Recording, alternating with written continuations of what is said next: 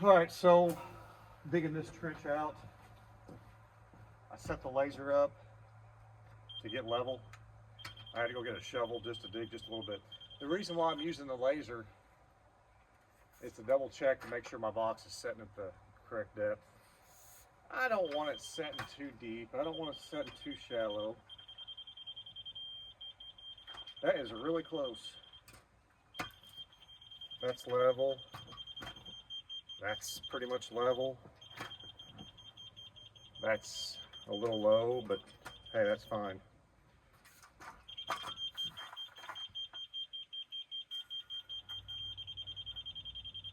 I'm going to need to dig out here so I can cut a hole in this pipe, because right at the bottom of the dirt here is essentially where the bottom of the pipe that I cut out needs to be. So I don't want to be cutting in the dirt with a cutting torch. So I will shovel. Okay, so I've glued the stub piece inside the 90. I'm getting ready to put these stainless steel clamps over the rubber fitting here. We'll put two on it. One in that, there's a little groove right here. One in there, and then I guess one somewhere back in here. Help seal it off. So yeah, it's coming along slowly but surely. So this goes inside here. If I could do it. It's not easy. Again, I'm gonna have to find a camera mount to put this camera on.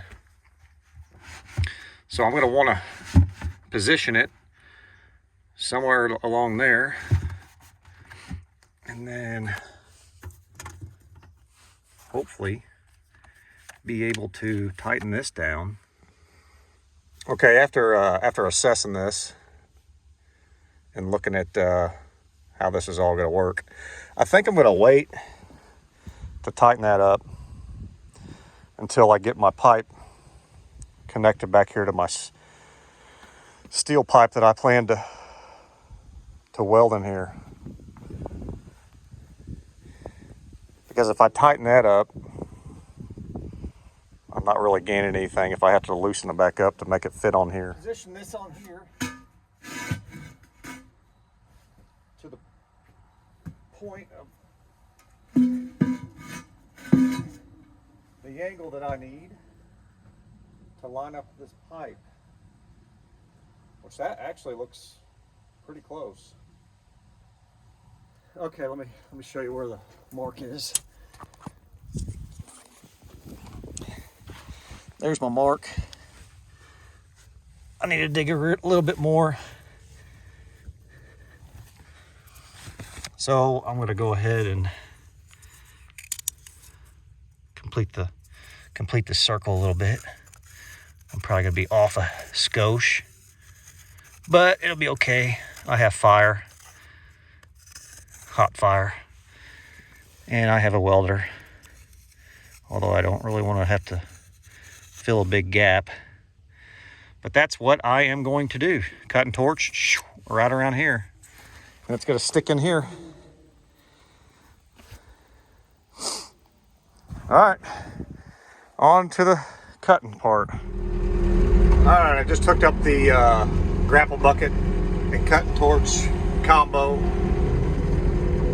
Yes, it is strapped. I wouldn't want to do this if it wasn't, and I wouldn't want to do it if there wasn't caps on the ends of the tanks. That could be bad. Be like a torpedo flying through the air if it would fall over and break the valves. So you don't want that. Yeah, it's very sunny and bright out here. I'm going to try to get as close as possible without running over anything, killing anything, like my laser. I don't know if this is close enough or not. Got too much stuff sitting out here. Let me look. That's a pretty good ways. Let me come in a different angle here. I don't really want to sit up there on that bank because that is a pretty good bank there. You can't tell, but it probably goes up 4 feet or so at an angle. So I guess let me move my stuff out of the way and get as close as possible. Those hoses may reach. Need the shovel down here, just in case. Need this moved out of the way. And I'll pull up here a little closer. Hopefully without hitting that or falling off in there. If I do that, I don't need to be here. I need to be working it somewhere else, doing something different. Accidents do happen, but they shouldn't if you can prevent it, and this is preventable. Sorry for the windshield and the sun glare. This is actually a bulletproof, or no, not bulletproof. Let me rephrase that. A bullet's going to come through there. It's a impact window door that I got because the door that came on this skid steer was an actual windshield or glass, and I think I went through 4 glass windshields due to, one, rocks flying off the back of the truck driving down the highway or county road, I think, hitting it, because I would get somewhere after loading it and the windshield would be busted out. So some people are like, well, why don't you back the skid steer on the trailer instead of pull it forward? That way the rocks don't hit the... If anybody's ever put a skid steer on a tilt trailer or a smaller bumper style trailer forward, especially a machine this big, as wide as it is, you would know that backing it on there would be a pretty good challenge, especially without a camera. This thing does not have a camera. The newer ones do, but I still wouldn't want to do it. So I don't back them on. I pull them forward. The other thing I have heard, I've never seen it, don't know this for a fact, but when you do back them on and the exhaust pipe, which sticks back here, is facing the front, that right there, whoops, sorry for the sun, when it's facing the front of the truck and you're driving down the road, air blows through there at whatever speed you're going, 50, 60, 70, sometimes 80. No, I never drive 80 mile an hour down the road, and it gets down into the turbo and spins the turbo, which causes failure at some point, apparently, because it's not being lubed up or oiled up, I guess. I don't know. Don't get me lying, but I've just heard that. So yeah, I pull them on frontward because I can't, it's difficult to back them on. So we put this windshield on here. Oh, I think I broke it one time with a brush hog, maybe, or rock hit it. I can't remember. Four glass windshields have been in this. And they're like $400 a piece, not counting the time it takes to take all this stuff off, because this all comes down, falling down on the ground. It's supposed to have a windshield wiper. Well, that's gone. You can't hardly keep those on there, even if you don't break the windshield. The tree limbs and brush that you're clearing with the grapple or running through the brush will rip them off. I think I could probably put another one on there. I've got the little thing sticking out there to put it on, but I just haven't done it because they're like $100 for a windshield wiper blade and all that jazz. Everything's expensive when it starts with a J or a D or a C, but most of this stuff is readily available. When you call in, it may not take a day to get it, 2 days. Sometimes they have it in stock. Deere's really good about having a lot of parts in stock for especially the popular machines like the 333E and skid loaders. We deal with Cat some, but I've never dealt with them on a mini excavator, so I'm sure they're going to have parts, pieces when time comes. I hope I don't have to use them very often. But anyways, back to what I was talking about. I just go on these paths away from what I'm talking about, and I forget what I'm talking about. So if I get off track down a different path, I don't do it on purpose. I just can't keep up with my own self. But anyways, this came from Diamond Mowers.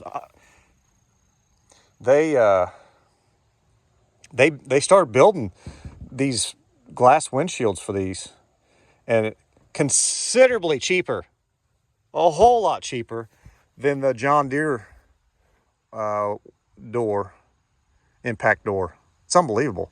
The only bad thing about these impact doors, the only bad thing, I wouldn't say there's much bad about them, because I've had it on there for over a year and it's still on there. If it was glass, it probably would have been broke by now, the way things were going. Maybe not, but they scratch. I'm sure there's a way to get that out. Maybe somebody can tell me how to get that out, buff it out or whatever. But they do scratch. It's a price you pay, I guess, to have I think it's polycarbonate material. So anyways, back to work. I'm not getting a lot done. I am getting a lot done, but I'm not today. Just slow and steady. I need a wrench to put the lines on the tanks. So yeah, I gotta go back to the truck and pick that up. I wonder if I have a striker. I picked this up from our shop the other day, or yesterday, I think it was. And I didn't even look to see if there's a striker in there. I know we got strikers, but I don't know if I think it's in there. Yep, it is. The other option was to get a lighter, which is not recommended when you're talking cutting torches. But it is what it is when you need it. There's not strikers lying around usually everywhere, but there are lighters readily available. So I took the Sawzall and cut off the end of this pipe a while ago to use to stub up the 90. I just bought this Sawzall the other day. The other one I had, I actually gave it up. It was a Milwaukee too. I sent it in, but they said it was too far out of date to warranty it.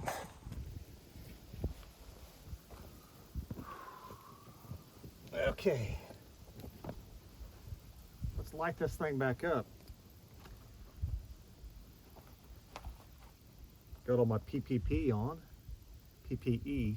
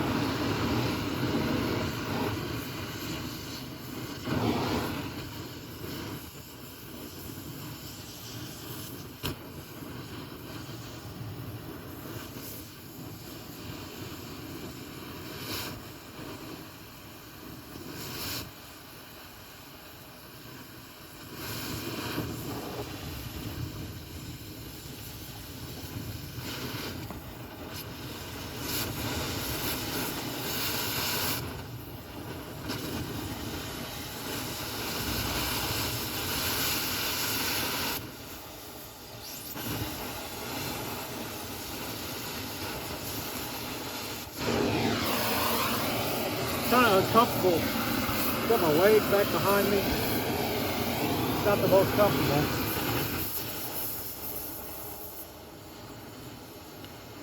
You also want to be steady with your torch. So you gotta get your arm or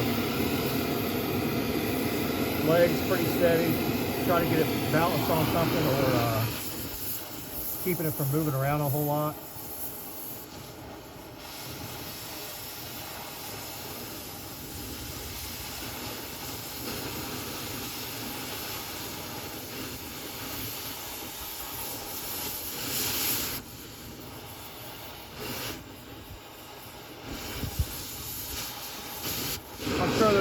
professional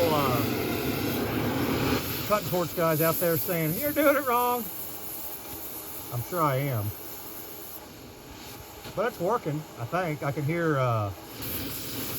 fire inside the tube.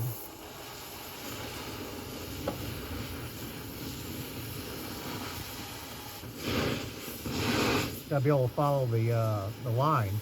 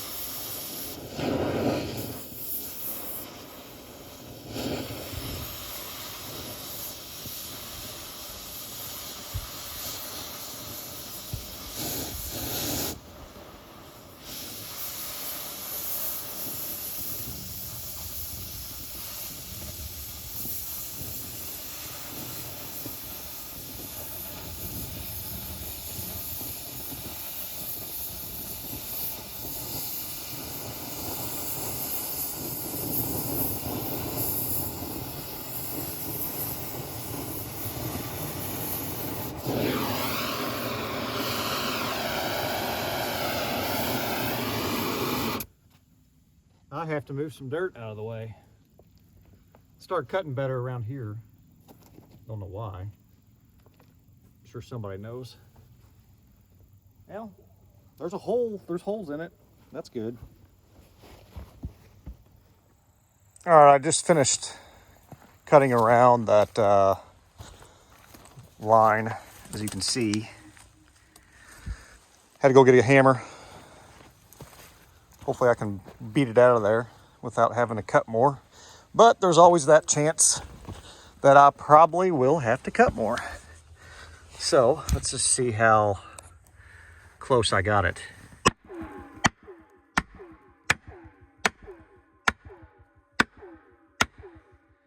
Okay. Well, it doesn't want to go that way.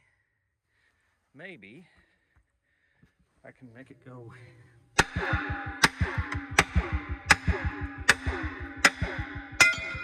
that way.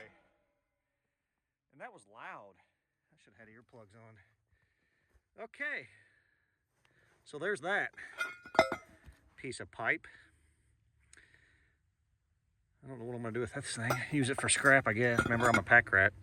But anyways, I'm gonna, hopefully that pipe goes in there and has, fits pretty tight. I guess we'll see here in a second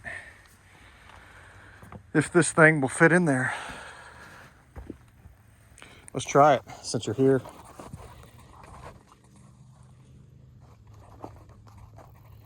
I'm having to lean you up against a Milwaukee Impact stubby to let you see what's going on. I don't have the best camera mount or phone mount yet to do this. That's okay. This is hot, really hot. You don't want to pick that up with bare hands. So have gloves on, obviously. Let's see here.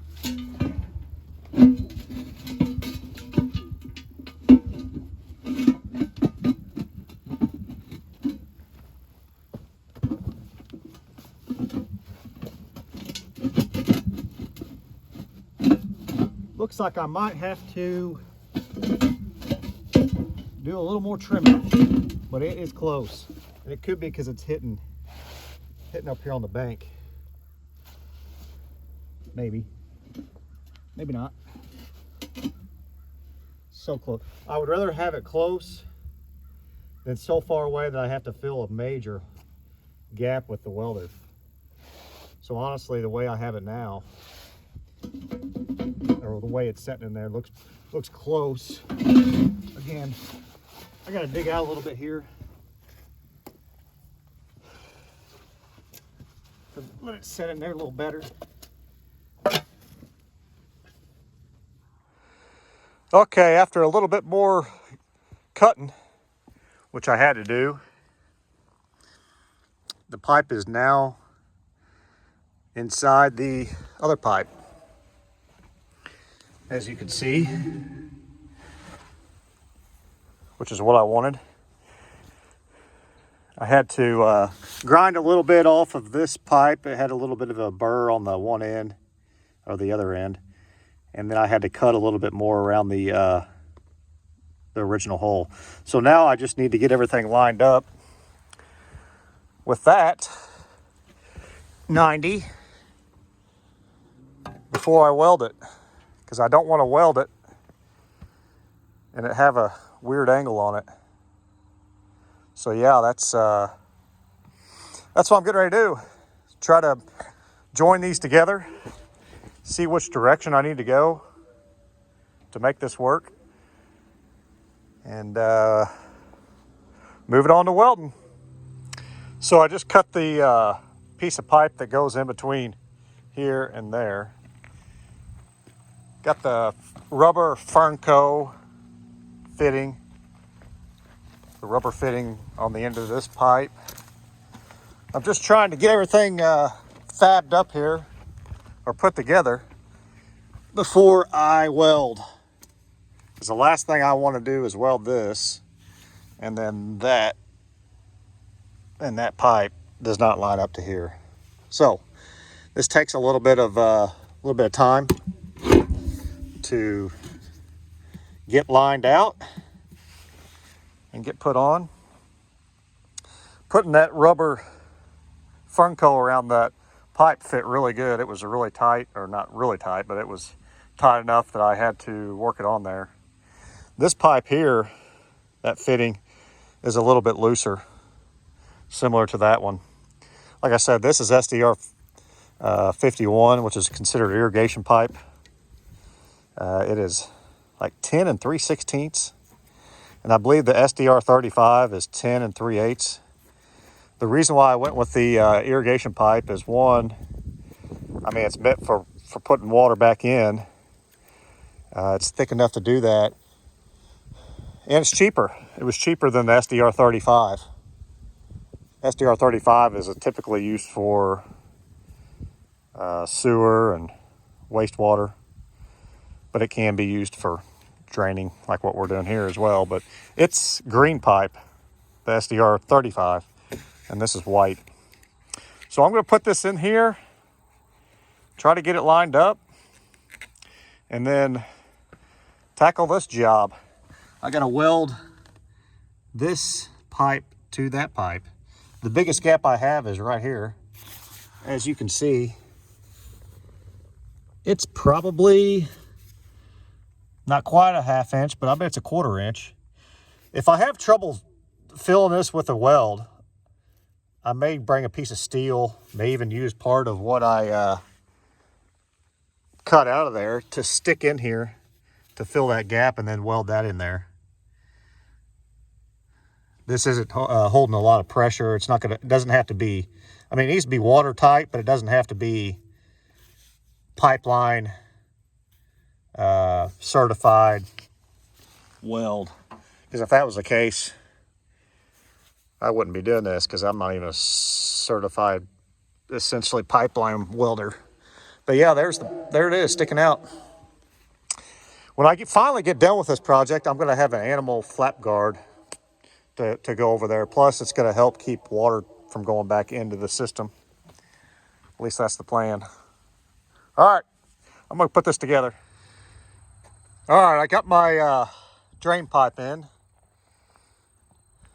A few cuss words. A few shovels with that thing. I got it. The the pipe, I went ahead and tightened down there and there. I actually taped that joint, and I taped that joint. I have not taped that joint. I don't know that I'm going to. So the next thing I have to do is weld this pipe. I may get inside here and weld it. I don't know yet. I might do both, probably inside and outside, just to have a better weld. So yeah, that's where I'm at. And once I get that done, I will be ready to backfill, put dirt back in here, and hope it holds together. At least that's my plan. All right, now I'm gonna weld the pipe together.